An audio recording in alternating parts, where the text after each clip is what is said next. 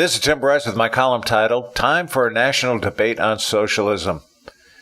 At the February 5th State of the Union address, President Trump threw down the gauntlet to Democrats by declaring, quote, America is founded on liberty and independence and not government coercion, domination, and control. We are born free and we will stay free. Tonight, we renew our resolve that America will never be a socialist country, end quote. Needless to say, this was not well received by Democrats who have been moving the party in that direction for quite some time. However, this needed to be said as it opened the doors for a long overdue discussion on the differences between capitalism and socialism, something that schools simply do not teach anymore. Not surprising, socialism is being embraced by millennials who do not understand the difference between the two and think it is cool and politically correct to embrace it. They do not grasp the fundamental difference between the concepts of earning something as opposed to free stuff, meaning entitlements. Whereas one promotes industrious behavior and pride in workmanship, the other promotes a dependency on others, specifically government, thereby encouraging a master-slave mentality. I've been discussing the differences between capitalism and socialism for some time now, but it wasn't until the president made his State of the Union address that this came out. Shortly thereafter, Representative Alexandria Ocasio-Cortez, a Democrat socialist from New York, introduced her Green New Deal legislation. Although it is being peddled as a way to eliminate the carbon footprint from the atmosphere by 2030, it is written with grandiose statements and little specifics. It is a kludge of ideas that is really a manifesto to implement socialism in the United States. In terms of pollution, she wants the elimination of all fossil fuels and replaced by clean energy, presumably electricity. This would affect not just passenger automobiles, but farm equipment, trucking, public buses, ships, both cargo and passenger, and air transportation.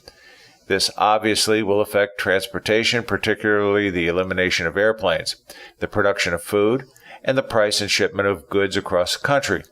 Domestically, she wants to see high-speed rail replace air service.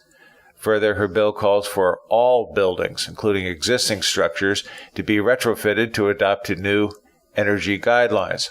The cost of this would be astronomical and require a bloated government bureaucracy to implement it. Not surprising, there is no mention in the legislation as to how these changes are to be funded, nor what effect it will ultimately have on the environment. Basically, it is a pie-in-the-sky idea to implement a social utopia that is generating enthusiasm only among environmental activists. As a piece of legislation, it is written rather primitively. Even mainstream Democrats are leery of it. That is only a portion of the bill, though. There is wording in it which truly reveals its intent to implement socialism, to wit, quote, ensuring a commercial environment where every business person is free from unfair competition and domination by domestic or international monopolies, providing all people of the United States with high-quality health care, affordable, safe, and adequate housing, economic security, access to clean water, clean air, healthy and affordable food, and nature. Ensuring that the Green New Deal mobilization creates high-quality union jobs that pay prevailing wages, hires local workers, offers training and advancement opportunities, and guarantees wage and benefit parity for workers affected by the transition, and guaranteeing a job with a family-sustaining wage, adequate family and medical leave, paid vacations, and retirement security to all people of the United States, end quote. There is much more along these lines, but you get the picture. Quite frankly, what she is proposing is even larger in scope than LBJ's massive Great Society legislation from the 1960s, something we are still healing from. Here is the point. Not only would her proposal bankrupt the nation, it would transform its very essence, thereby running the country right into the ground, just as it has to other countries, most recently Venezuela.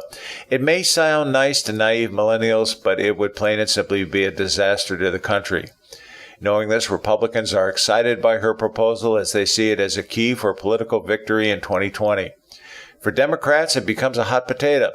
On the one hand, Democrats are cognizant Ms. Ocasio-Cortez is the darling of the mainstream media and the unofficial spokesperson of the party, but on the other hand, they know the Green New Deal is political poison. All of this is going to cause people to become educated in the true nature of both capitalism and socialism, which is long overdue.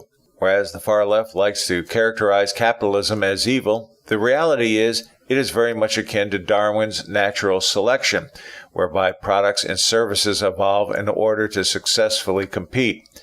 It provides the individual with the ability to assume risk, work hard to succeed, and enjoy the fruits of success. Socialism is the opposite. In other words, nobody loses, everybody goes home with a trophy, and the state owns your ideas, inventions, and innovations. This is why I say capitalism is more natural to mankind. The new Green Deal is a 10-year national mobilization initiative which would transform America more than just cleaning up pollution, but changing our perspectives on work, initiative, and inventiveness. Her new Green Deal is a clever subterfuge to distract from her real objective, social reengineering of the United States, and to be brutally frank, it is just plain scary. The more people understand this, the more they will turn their backs on the legislation. This is why I welcome a national debate between capitalism and socialism.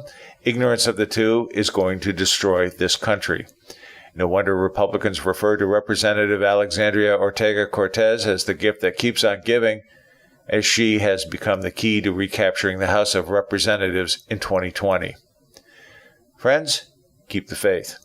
This is Tim Bryce in Palm Harbor, Florida. Follow me on the internet at timbryce.com.